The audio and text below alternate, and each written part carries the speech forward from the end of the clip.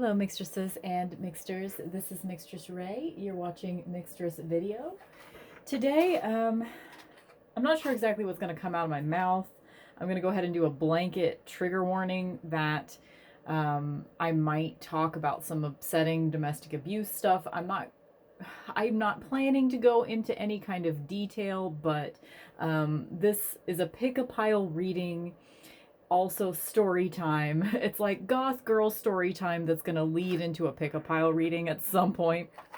So here's a little peek at the piles of cards. Hold on. So you're going to get to choose between pile 1 is Darkwood Tarot, pile 2 is Dark Angels Tarot, and pile 3 is Gothmancy. So it's a whole gothic theme today.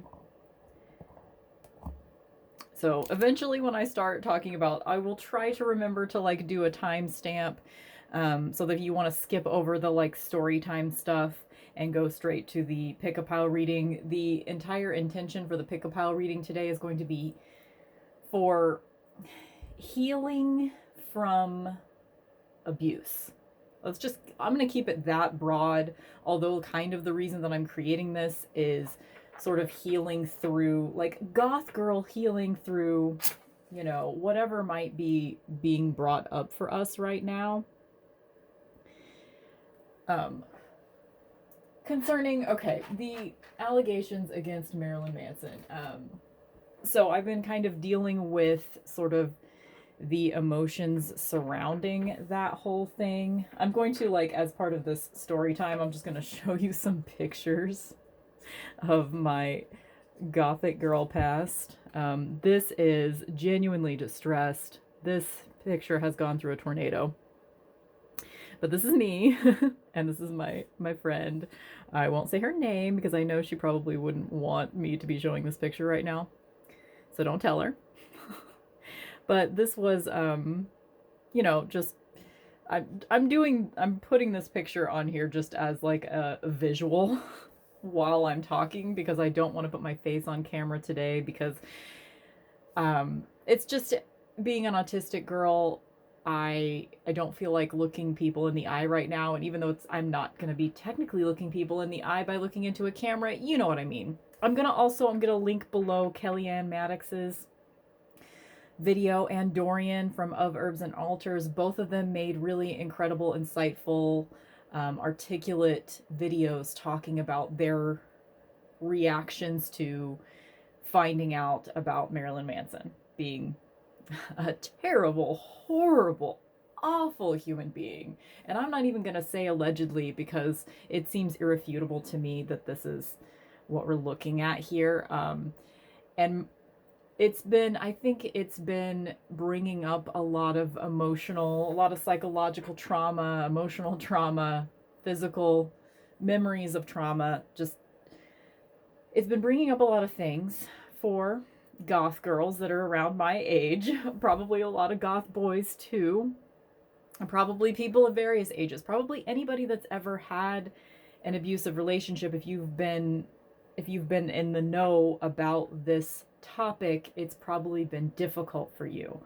And one of the things that Dorian brought up in their video that I'll link below again is something that it really kind of unlocked some of my feelings surrounding this whole thing in a way that I hadn't thought about. And it was,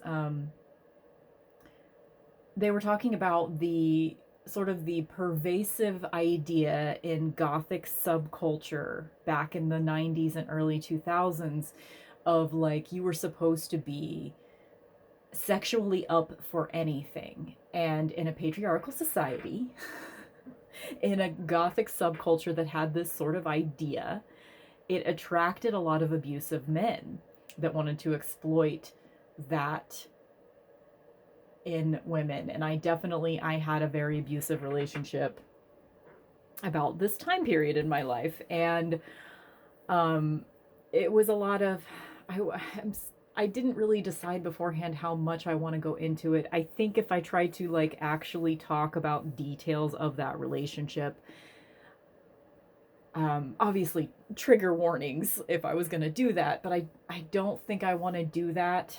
actually, because I think it's something that like I would probably talk about in more detail, and maybe I will talk about in more detail on Mixtress Radio. So link for that below. As I process this, like by the time Friday rolls around and I have my radio show, this may be something that I'll want to talk about more candidly in that setting, because that setting doesn't get as much attention as my YouTube channel. So it kind of, my YouTube channel feels like a more public space, even though my radio show is just as accessible. Anyone can tune in. And also if you're interested in me going deep into the abuses that I have suffered in the goth subculture, I guess if you want to become my patron, you can hear my radio show aggregated in a podcast.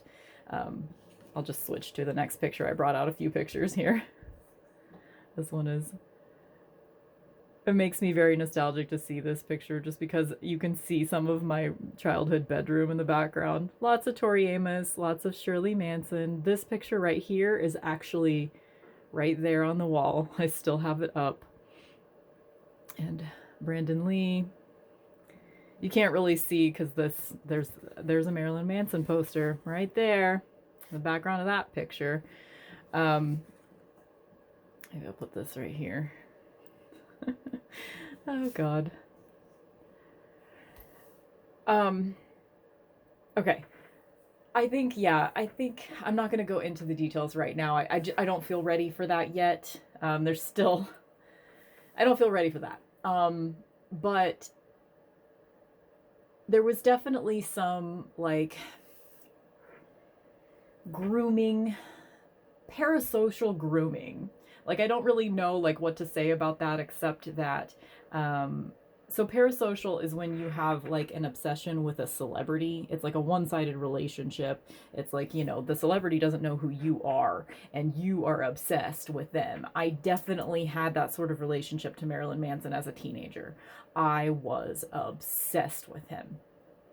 And some of that, I think, that culture surrounding sort of that super violent shock rock nature of Marilyn Manson as a human being, Marilyn Manson as the band, that sort of persona that it seems like he became. If he didn't start out that way, he became that way over the years. And sort of being exposed to that at a really young age and being intrigued by it, and trying to wrap my head around that definitely groomed me to a certain extent to being more, like being slowly gaslit to being like ready for a relationship with a human being that didn't treat me well, if that makes sense. Like, I'm being like super vague, and I don't like being vague, but I think that sort of environment of sort of the gothic subculture expectations of like, you should be up for anything. You should be up for BDSM. Anything that your partner wants, you should go for it. You should be completely 100% open, and all the stuff that Dorian says in their video, which they did a much better job talking about this than I am right now, so please watch it. Sorry, I'm uncomfortable because it's like, the things that happened to me were nowhere near as bad as the things that have happened to the various girlfriends over the years of Marilyn Manson. It is horrific to think about what they went through, but what I went through was not that bad at all, but I am damaged from what I went through when it wasn't even close to that bad. And I also I tend to get sucked into sort of the what if kind of stuff. And one of the things that I'm going through, and Marilyn Manson is not like a huge part of my life these days. I haven't even like bought or listened to any of his albums in like the last 10 or 15 years. Really, Mechanical Animals was the last one. I guess I bought Hollywood, but beyond Hollywood, I didn't really pay attention to his music. I haven't really, even though I call myself the mixtress and I'm super obsessed with music, I don't usually go really into like the lives of the musicians. I definitely did when I was a teenager, as far as those musicians that I was super obsessed with, such as Tori Amos and Shirley Manson and Marilyn Manson. And by the way, Shirley Manson is like one of the only celebrities that I've ever been in a parasocial relationship with that hasn't let me down so far. So please keep it up, Shirley. She seems to be an incredibly awesome human being. And anyway, what am I even talking about? I feel like this is really kind of me sorting things out as I'm saying it. So thank you guys for being with me. If you're trying to follow me right now, thank you for your attempts. I do appreciate it. I guess I'll go to some other pictures. This is me and my brother from another mother, January 13th, 2001. Getting ready to go to a dance together. I really only went to high school dances with like friends. Yeah, really just friends, because I was in that awful abusive relationship at this point, and he wouldn't go to dances with me. And he or the one dance that I tried to get him to go with me to, I guess that's the last picture here. This is me at my prom in 2001. So a few months after this.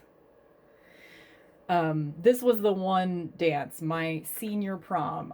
It was really important to me that he come with me, and he stood me up at the last minute. So I went to that dance by myself, which, like, I wasn't weird about going by myself, really.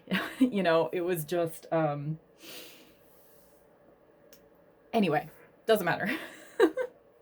See, I'm so scattered, but I've been having a lot of emotions dealing with this whole thing, and it's not just because, you know, I personally was obsessed with Marilyn Manson, but it's also because of what that sort of gothic subculture was like at the time. You know, the combination of the 90s being a pretty sexually permissive time period, and I feel like there was a certain level of misogyny that was kind of rearing its ugly head. Like the early 2000s, I feel like was the most sexist time that I personally can remember as a 38-year-old person. I feel like the early 90s were better, and then the early 2000s were awful. It was just like everybody was supposed to be 90 pounds, hairless, 15 years old. You know, like the beauty ideal was like anorexic teenager, you know? And yeah, just sort of I'm just dealing with a lot of, I really feel like I am not making any sense right now, but it's not just that the emotions that I'm dealing with are surrounding the fact that I have had an abusive relationship with a person that was in the goth scene. It's not just that. And it's not just the fact that I used to be obsessed with Marilyn Manson, and now finding out he's a terrible person is difficult for me, although that's part of it. But it's also, I'm going down these weird rabbit holes of like, oh my God, you know, like whenever I became obsessed with Marilyn Manson, I was like 14 years old. I've never been to one of his concerts, but if I had gone to one of his concerts, I would have absolutely wanted him to notice me. And I would have been at the age that he would have wanted to possibly, theoretically, groom me. And so there's a certain level of like, maybe it's weird to think this way, but there's a certain amount of me going down alternate roads in my mind of like, oh my God, what if I had gotten involved with Marilyn Manson? I had a similar feeling whenever I found out about allegations against Michael Jackson, because whenever it's another, like my very first celebrity obsession, my very first parasocial relationship in my life was Michael Jackson. I was completely in love with him. And at the time that I was completely in love with him, I was like 10 years old. What if I had caught Michael Jackson's eye somehow? Like, the timing isn't really right with that, you know?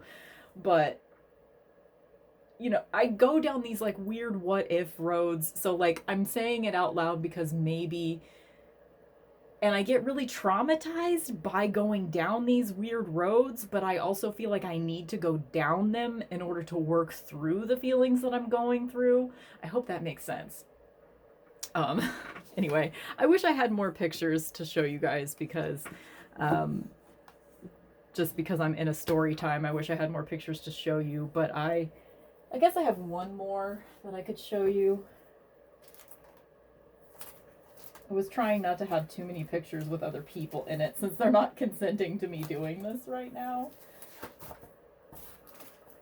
Here's another from this. A lot of these that I actually still have are from the photo shoot that my mom did to help get me on the Maury Povich show, which worked.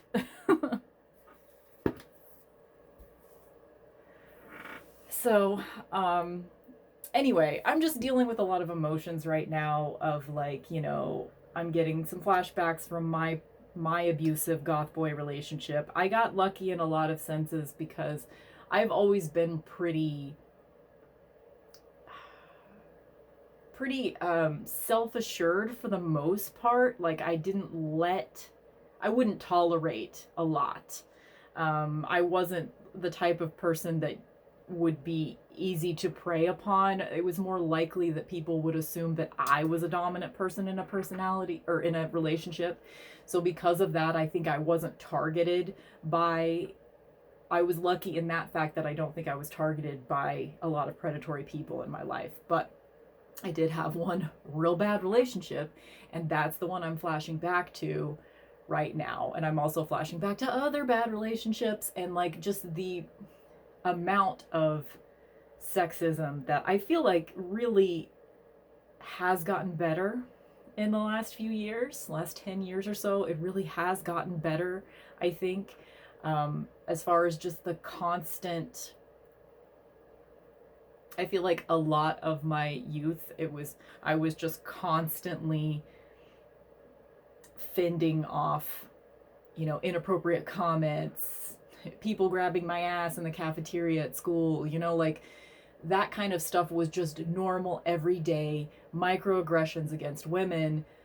That kind of bullshit was just happening all the time. And the fact that I dressed goth, in some instances, I think that protected me. In other instances, I think it made it worse.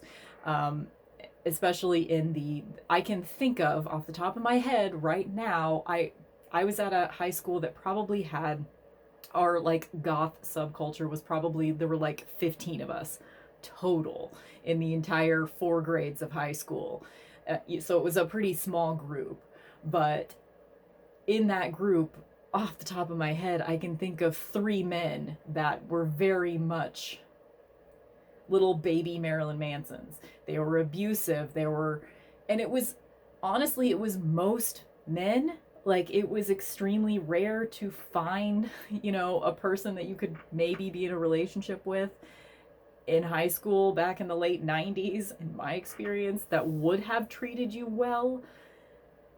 And especially in the goth subculture, it's going to be almost worse, and it's because of, I think there's a lot, I hate to just be like blaming everything on Marilyn Manson, but I really feel like there's a lot that you can put on him because of like goth subculture before Marilyn Manson came on the scene was a lot of like just, it was like post-punk, beautiful, like ethereal, lovey music, and that is the stuff I gravitate more towards. Like Marilyn Manson's music was something that was important to me, but it wasn't like something I put on all the time. That sort of like angry atmosphere wasn't something. I was more obsessed with his image, and I was like, my sexual awakening was sort of coinciding with like the weird like medical back bracy corsets that he wore and the ripped fishnets and like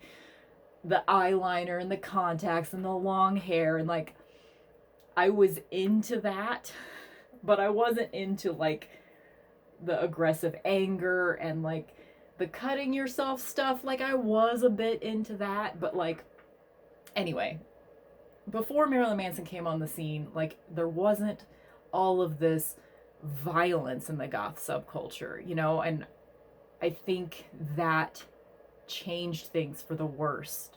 I think he damaged so many more lives than just who he's directly collided with.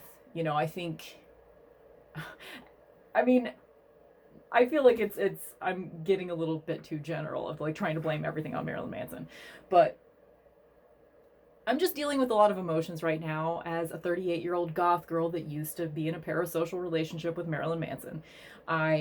When I read Rose McGowan's memoir a couple of years ago, Brave, she had spoke well of her relationship with Marilyn Manson. She portrayed him as a sweet boyfriend, and I guess she was lucky that he didn't treat her the way that he treated other women. For whatever reason, it seems that Dita Von Teese and Rose McGowan were people that he didn't see. I'm assuming they were people that were a little too self-assured for him to be able to do that thing that he does. You know, they weren't young and impressionable. They were more his equal, in the sense of like power dynamics and that kind of thing. Not his equal emotionally, obviously. But anyway, I'm not sure exactly what I'm trying to say here, and I could just talk for a really long time about this shit, obviously. But I'm just gonna go ahead and get into, like, I'm trying to, I wasn't sure exactly what kind of video I wanted to make, but I was trying to, I'll just pull all the piles up here so you guys can officially think about which pile you want to go with today. So I picked all like gothic flavored decks. And I've been dealing with a little bit of like, I've suddenly realized through all of this stuff that one of the reasons why I had such a problem with the Tarot of Vampires, and I had to get rid of that deck, is because the men in that deck remind me a little bit of my abuser. And there were anyway, I guess I'm not done talking about it.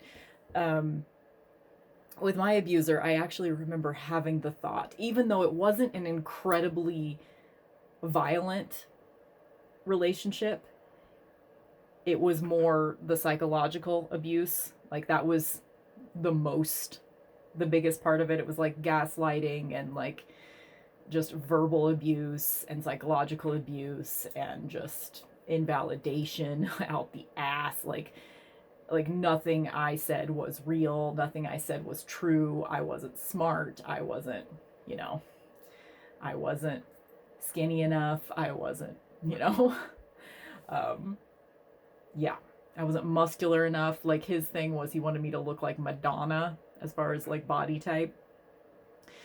I didn't have sex with him enough to earn the $12.50 I asked him to give me every month for birth control, because it was $25 a month and I wanted him to pay half.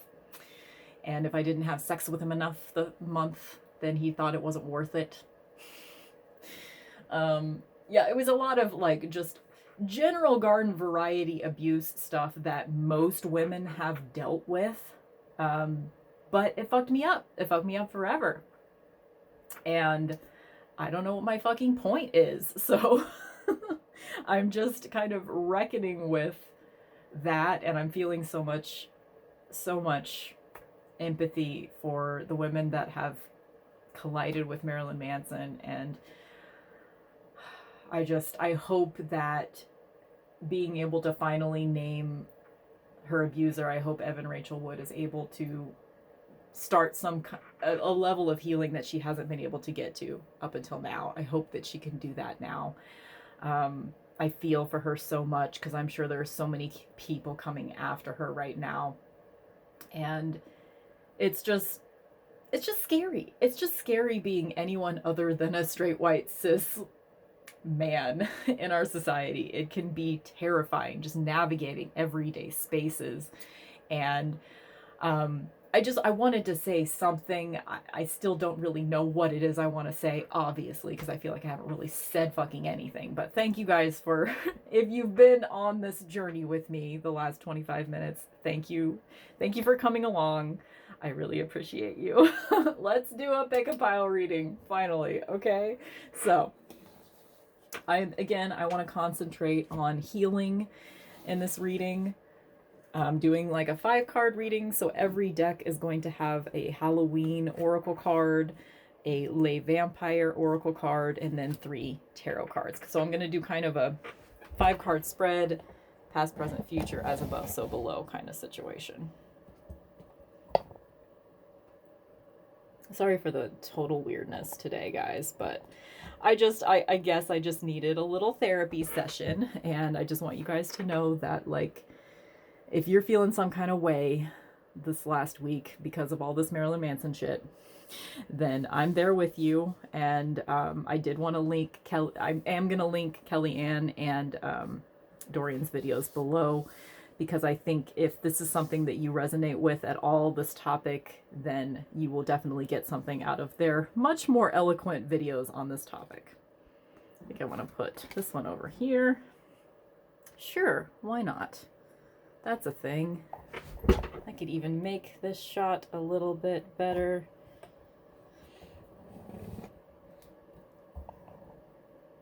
Anyway, thank you guys for letting me open up to you. I feel very vulnerable, even though I didn't really say fucking anything. So thank you. Thank you. I really appreciate being able to have places to put my thoughts, even if I have no idea what I'm fucking saying. You know what I'm saying? Okay. Let's take a deep breath. You know what? Let's burn some incense, too. We need to fucking clear some shit. I'm gonna do this clearing spray. I forgot what this is, but it smells good. I remember that much. Okay, yes. Deep breaths. We want to concentrate on healing through... Basically, like, the idea is, like, if you are being reminded of past traumas right now, whether it's related to the same thing that, whether it's related to this Marilyn Manson bullshit or not, if you have been kind of dealing with that kind of thing, I think I'll move everybody down just so I can actually have the incense in the frame.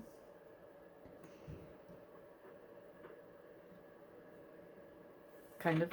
Can't really see it, but you can see the holder. Then I want to concentrate on, like, kind of healing and how to work through those kind of thoughts.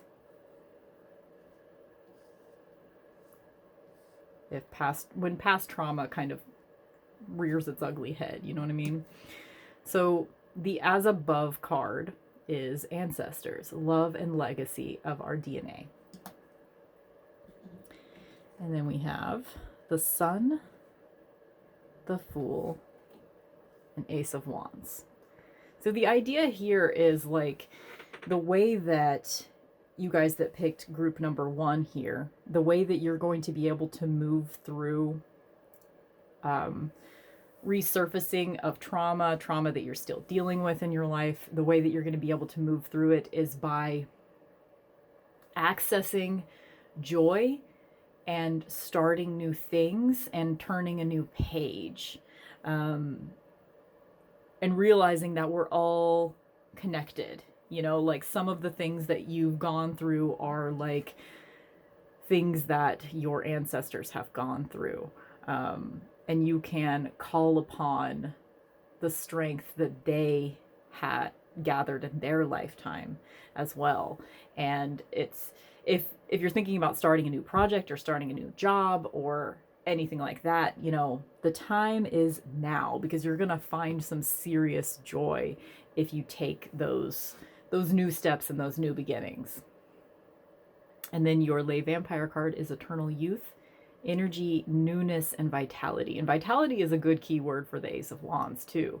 You know, this is very much an encouraging, like, whatever new steps that you want to take, you are supported in taking those steps. You're supported all the way back in your ancestral line of taking those new steps. And those new steps might even be old ones. You know what I mean? Like, there may be like one of your ancestors, their thing was something that you're actually interested in right now. And once you start going on that path of getting into that new thing, you're going to like feel their presence. They're going to be there with you. You know what I mean? And that eternal youth, it harkens back to this Fool. It harkens back to the Sun, even the Ace of Wands. It's about like having that beginner's mind mentality. That's the way that you're going to be able to heal trauma, is accessing any, I mean, I kind of hate the phrase inner child, but accessing your inner child, accessing that, you know, that piece of you that still has that childlike joy at life.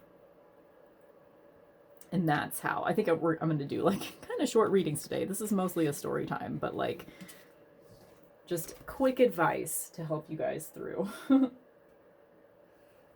Okay, pile 2 is Dark Angels Tarot.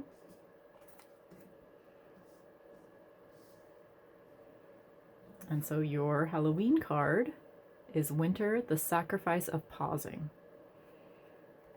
So I've noticed sort of a timing thing happening with these readings. Like for this one, the advice in general is about taking a breath and making a clean break.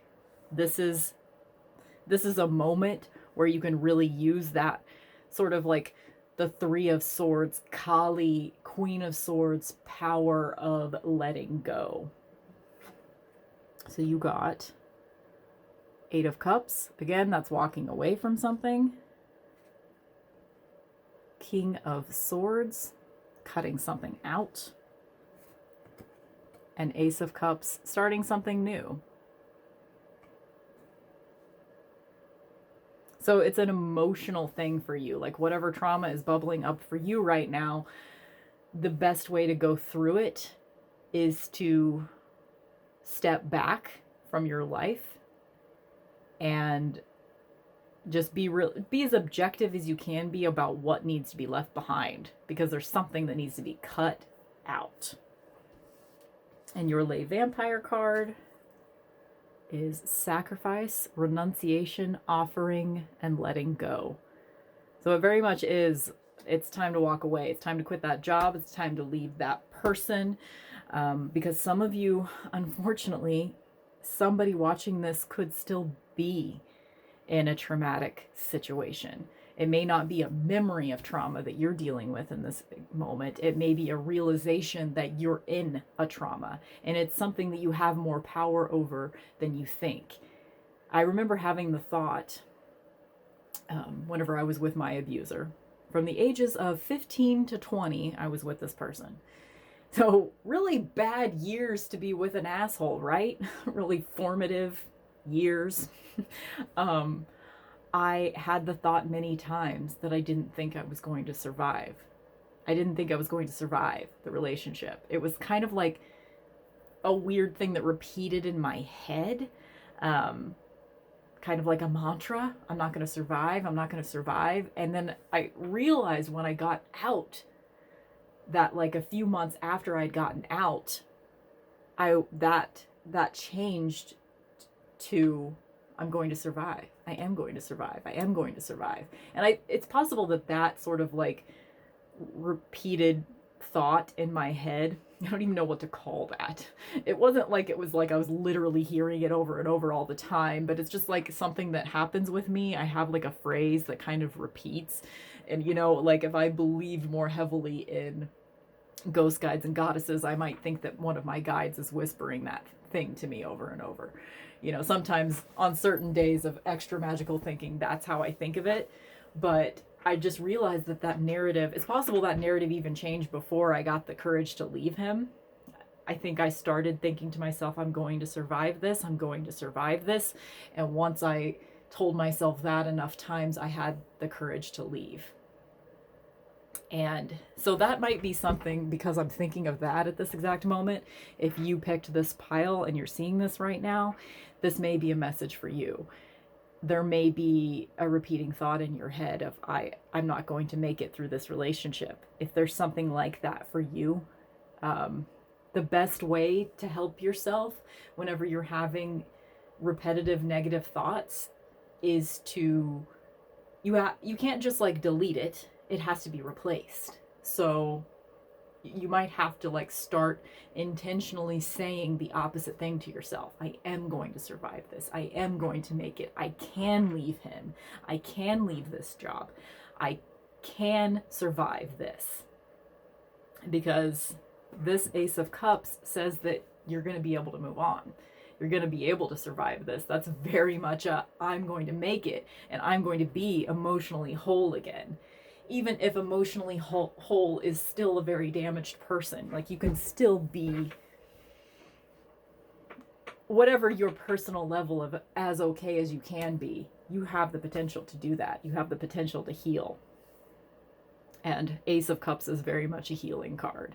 But it is going to require sort of a stepping back. And this might even be here to say that you're not going to be ready until the end of winter. Like, this is a pausing time for you. This is an assessment time for you. But there is something that needs to change. You know, we see the eclipse here. We see the, you know, the message of renunciation and letting go. Yeah. It's something that you're going to be giving up. And when it's an Eight of Cups, it's always something that if it's no longer good for you, it was good for you at one time. So you might even be tempted to think about all the good times. But take, you know, like, think about it as cups. You know, think about it as 8 cups. What are these cups filled with? What are the emotions that this particular relationship consists of for you, whether that be a job or a friend or a significant other or whatever it is? How many, what are emotions are filling each of these cups? How many of them are good emotions and how many of them are bad? And maybe even disregard some of those cups if they're memories from a long time ago. Okay, so that's pile 2. Pile 3 is with Goth Nancy Tarot. I'm just sort of like randomly like mixing them up to see what order they end up in here. Okay. Your Halloween card is Ghost, Regret. So the sort of timeline that we're dealing with here is more memory related, more like this is something, what we're talking about here is something from your past. Your Lay Vampire card is Enlightenment, Inspiration, Epiphany, and Innovation. And then 6 of Swords, 9 of Wands, and Ace of Wands. So again, like, we got an ace with every single one of these piles. There has to be a certain level of beginner mentality when it comes to dealing with healing from trauma. Like, every day is kind of a, okay, this is a new start. Every day is a new start. Every day is a, let's see how we do today. You know, it could be a good day where we heal a little bit, or it could be a bad day where we perseverate on old memories and put ourselves in a funk. And that's okay. Both of those things are okay. Both of those things can be beneficial in the long run, as long as you move through it, let yourself feel the feelings and try to move through it, try to move forward. And the 6 of Swords is all about moving forward with trauma. It's all about moving forward with trauma. And 9 of Wands tells me that you're almost there. This trauma is from a long time ago. And you've made a lot of progress already. You know, this is like the beginning of your journey of making progress. And you're still on this journey, but you're almost there. And I'm not sure like how to interpret the enlightenment. inspiration, epiphany, innovation. Maybe this is just sort of like another card on your path here, as maybe this is coming. Maybe this sort of epiphany moment is coming. Maybe you're going to have, if you are kind of going through old traumas right now, if you're kind of reminded of things and you feel like you've taken a step back and you in the past you have made it so far and you've done so much healing, and now right now it feels, this is the pile for me, by the way. Because, you know, my trauma, my abuser, this relationship, like I said before, was from the age of 15 to 20. So I'm 38 now. It's been a long ass time. It's been a whole 18-year-old since I was in this relationship. And I've made a lot of progress, but there are times like now where I'm reminded of everything that happened, the regret that I feel for ever getting into that relationship, the regret that I feel for, and you can have a lot of regret too at like growing up in a very sexist world before you knew exactly what you were seeing in the people around you. Like there are times that you feel like in retrospect you could have helped someone in a really terrible situation. I have a lot of regrets in those areas of like abuse that I actually could have prevented had I known what I know now. I could have spoke up for people in certain circumstances, but I didn't have the tools to do so at the time. And I have to remind myself that even though right now it looks like I was witnessing something terrible happening and I wasn't doing anything, even though sometimes it feels like that, I didn't actually have the tools at the time. And so whatever it is that you're regretting, that you might be resonating with what I just said, know that you can't know then what you know now. You know, you've been on this journey and you're almost there now, and you've had all these moments of like healing and like epiphany moments, like, oh, that's what this is. Oh, I see that for what it is now.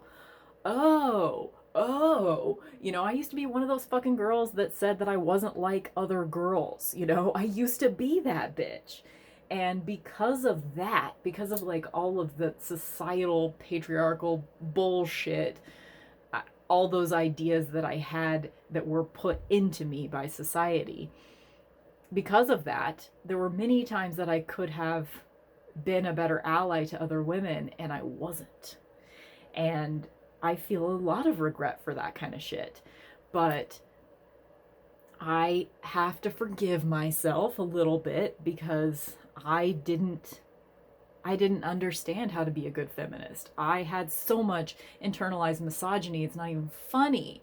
You know, one of the things that Kellyanne talked about in her video was about, like, she's read Marilyn Manson's autobiography and recommended it on her channel. She's read it several times, and looking back at passages from it now that are kind of resurfacing on the internet, you're looking at it completely horrified. Like, how could I have read this book and liked it? How could I have read this book and not been traumatized by it? And I have the same thought because I read it like 3 times. I owned it up until like 2 years ago. I finally got rid of it because it disturbed me, because I remembered certain passages that really disturbed me. But like the book as a whole is just such a gigantic red flag. And there are so many people that, like, as this stuff is coming to light about Marilyn Manson, are saying, duh, like, he's told us who he is since the beginning. How is anyone surprised? But, you know, internalized misogyny and rape culture and patriarchy and all of those fucking buzzwords that are real things, even though those words and phrases are so overused, they're very real things. Because of all of that, we were blind. We didn't know then what we know now. Marilyn Manson wouldn't be able to become the powerful figure that he is today if he came into consciousness now. He wouldn't be able to be what he is. And that's one thing that we can take away from this, I think, is like, we can take a little bit of comfort in that these types of people as long as we remain moving forward in our society and not, continue to hold people accountable for their actions. The Me Too movement is so, so important.